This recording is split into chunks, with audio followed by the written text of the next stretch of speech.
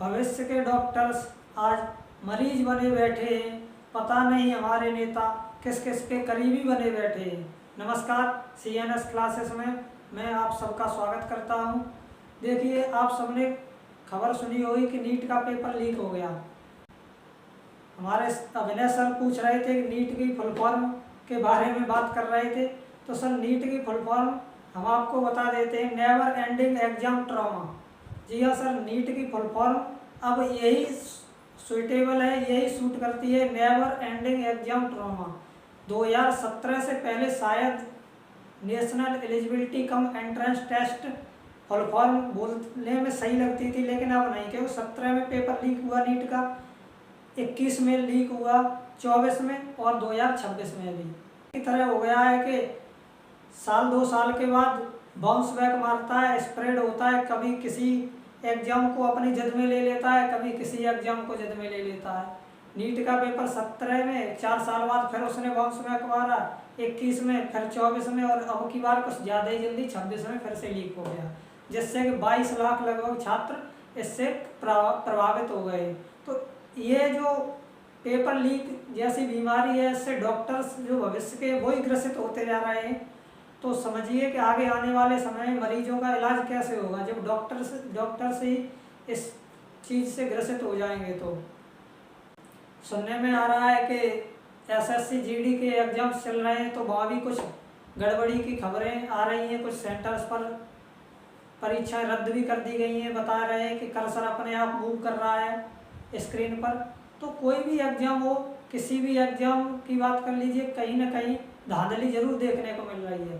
इससे हम क्या अंदाज़ा लगा सकते हैं? क्या सरकार सख्त रवैया नहीं अपना पा रही है, या फिर जो माफिया हैं, पेपर आउट कराने वाले, पेपर लीक कराने वाले, सिस्टम को हैक करने वाले, उनकी पहुंच सरकार से भी बढ़कर हो गई है क्या? इसलिए ये पेपर्स लीक हो रहे हैं। और वैसे भी आजकल एक्सपेरिमेंट छात्रों के साथ किए जाते हैं, ना कि एक्सपेरिमेंट छात्र कर रहे हैं। आप देखिए, नीट का पेपर लीक हो गया, SSC GD में धांधली की खबर आ रही है, और इधर CBSE बोर्ड ने क्लास 12th में जो कॉपीज चेक हुई है ऑन स्क्रीन मार्किंग, उसमें देखिए कितनी मार्किंग डाउन हुई है। छात्रों की कॉपियों जो चेक हुई हैं, उसमें जो छात्रों ने एक्सपेक्ट किया था उससे काफ़ी कम मार्क्स आए हैं। तो मतलब एक्सपेरिमेंट छात्रों पर ही क्यों किए जा रहे हैं? जहाँ छात्र एक्सपेरिमेंट करके कोई कुछ नया ऑब्जर्वेशन, कुछ नई खोजें करते हैं, वहाँ पर आजकल छात्रों पर ही एक्सपेरिमेंट किए जा रहे हैं। तो इसका खामियाजा भुगतना पड़ा। अब उनको रीचेकिंग डालनी पड़ेगी, रीवैल्यूएशन डालना पड़ेगा, और जिनका ज़्यादा ही मार्क्स कम है उनको इम्प्रूवमेंट भी डालना पड़ेगा। तो देखिए, एक्सपेक्टेड जो मार्क्स थे उनके उससे कम आए, उसके बाद रीचेकिंग, रीइवैल्यूएशन की इतनी हाई फीस कर रखी है कि जो मीडियम क्लास का जो बच्चा है, गांव से बिलोंग करता है, वो तो बिल्कुल भी रीचेकिंग या रीइवैल्यूएशन करा ही नहीं सकता, क्योंकि 700 रुपये में अपनी नोटबुक मंगाओ, स्कैन कॉपी मंगाओ, उसके बाद 100 रुपीज़ पर क्वेश्चन दो। तो ये बहुत ही कॉस्टली मतलब प्रोसेस है जो CBSE बोर्ड ने लागू की है। ये हर एक स्टूडेंट अफोर्ड नहीं कर सकता है। और देखिए, मतलब खामियाजा सिस्टम में हो तो छात्रों को भुगतना पड़ रहा है।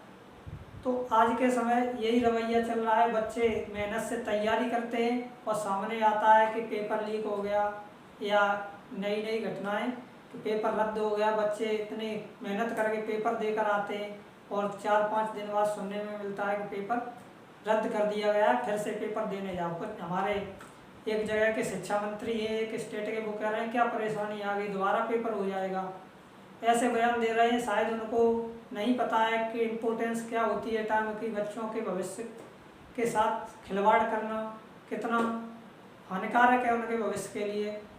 तो ऐसे ही मुद्दों को जानने के लिए CNS क्लासेस से जुड़े रहिए। धन्यवाद।